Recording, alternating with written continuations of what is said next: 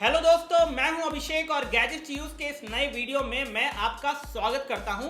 आज का वीडियो होने वाला है इस तरह से कि किस तरह से आप अपने स्मार्टफोन को कूल करें, यानी कि ठंडा रखें। इतने गर्म मौसम में दिल्ली के अंदर बहुत गर्मी बढ़ गई है और मुझे लगता है कि और जगह भी इंडिया के अंदर जगह जगह गर्मी बढ़ती जा रही है। तो ऐसे में आपका स्मार्टफोन डे टू डे में हीटअप होता है, ये सभी लोग जानते हैं, लेकिन वो हीटअप कब होता है, क्यों होता है और उसको कूल करना किस तरह से सही है, किस तरह से गलत है, आज इन सब बातों के बारे में बात करूंगा।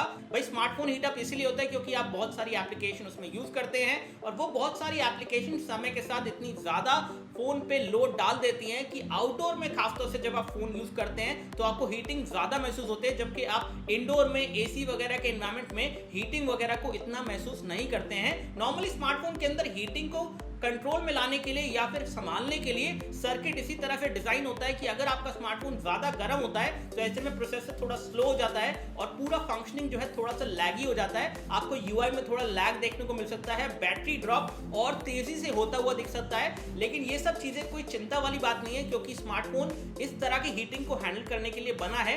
प्रॉब्लम तब आती है जब आउटडोर में आप अपना स्मार्टफोन यूज करते हैं और उस टाइम पे वो हीटअप होता है। अब मान लीजिए आप धूप के अंदर हैं और कहीं बाहर घूम रहे हैं और उस केस में आप अपना स्मार्टफोन भी यूज कर रहे हैं चलते फिरते समय, तो डेफिनेटली सनलाइट का डायरेक्ट कांटेक्ट आने की वजह से स्मार्टफोन और ज्यादा हीटअप होता है। ऐसे में दूसरा सिनेरियो यहाँ पे कुछ इस तरह से है, जब आप स्मार्टफोन को यूज करते हैं अपनी गाड़ी के अंदर, जीपीएस नेविगेशन करते हैं जैसे कि उबर ओला के ड्राइवर्स, तो ऐसे में उनका स्मार्टफोन विंडशील्ड पे लगा होता है किसी तरह के माउंट से, और वो माउंट लगा होने के साथ साथ डायरेक्ट सनलाइट भी उस स्मार्टफोन पे पड़ती है और वो सारे सिग्नल्स वगैरह जो है यूज कर रहा होता है उस टाइम पे, तो डेफिनेटली स्मार्टफोन उस समय और ज्यादा हीटअप हो जाता है। रिसेंटली मैं एक उबर कैब के अंदर था और वहां पे उबर ड्राइवर ने अपना स्मार्टफोन जो है इस तरह के माउंट से निकाला, विंडशील्ड से हटा के, और उसे कूल करने की कोशिश करी अपने कार के एसी से। जी हाँ, डेफिनेटली आपको लगता है कि भाई इस तरह की चीज क्या सही है गलत है ये भी आपको पता चलना चाहिए, तो ये भी आपको बताएंगे कि लेकिन हाँ, इस तरह से थोड़ा सा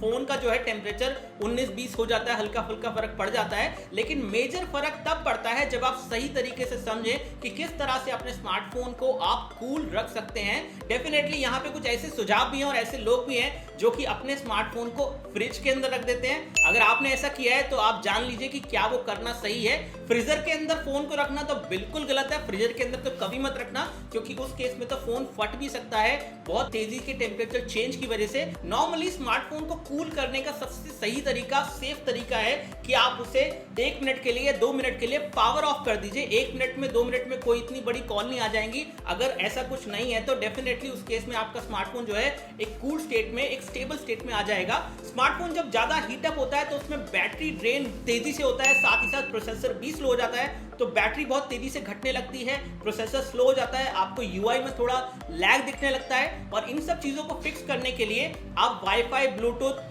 जीपीएस लोकेशन, इस तरह की चीजें ऑफ कर सकते हैं। लेकिन डेफिनेटली अगर आप उबर के ड्राइवर हैं और आपका फोन जो है हीटअप हो रहा है तो उस केस में आपको कूल करने का कोई तरीका उसको ऐसा जानना होगा जिससे वो फोन आपको बंद ना करना पड़े, क्योंकि आपको जीपीएस नेविगेशन भी करना है। तो ऐसे में वो ड्राइवर जो थे उन्होंने उसको एसी के सामने रख दिया, जबकि अगर आप मेरी बात माने तो उस केस में आप वाईफाई, ब्लूटूथ और बाकी और चीजें और कुछ ऐसी एप्लीकेशन जो कि फोन में चल रही हैं उनको किल कर सकते हैं और उसके बाद सिर्फ जीपीएस नेविगेशन ही उसमें चला सकते हैं और उस केस में कुछ नहीं होगा आपके स्मार्टफोन को।